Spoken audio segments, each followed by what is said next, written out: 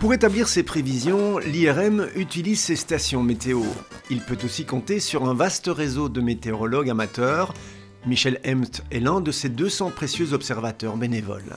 C'est venu comme ça de mon plus jeune âge. Quand il faisait des gros orages, je notais déjà tout comme ça de moi-même, n'importe quoi, des chutes de neige. Tiens, j'ai toujours été attiré par tout ça.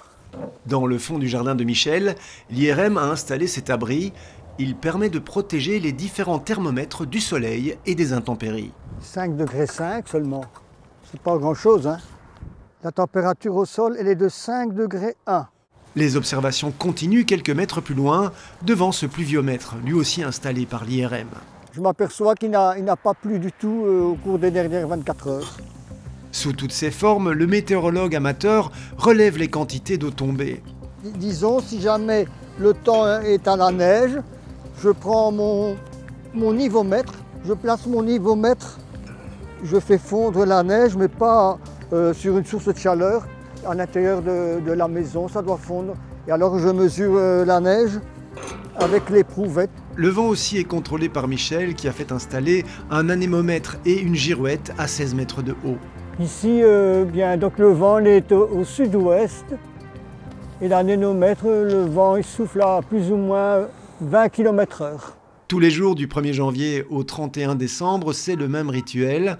Michel téléphone à 7 h du matin à l'IRM pour transmettre ses relevés météorologiques. Bienvenue sur la ligne des observateurs de l'IRM. Quantité de précipitations.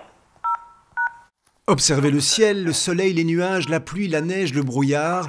Une passion née dès l'enfance pour une vie dédiée à la météo qui foisonne de souvenirs. Je me souviens très bien de l'hiver très rigoureux, 62-63. Avec ces 60 jours de neige ici en plaine et plus de 90 jours dans les Ardennes.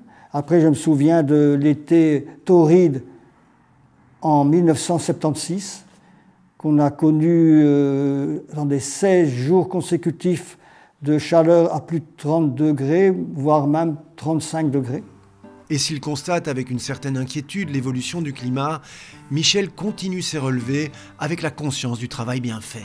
Ici, on est quand même dans une région agricole, donc c'est fort demandé, je suis fort connu, les gens s'intéressent. Je marque ça dans le résumé dans le quotidien et c'est beaucoup lu.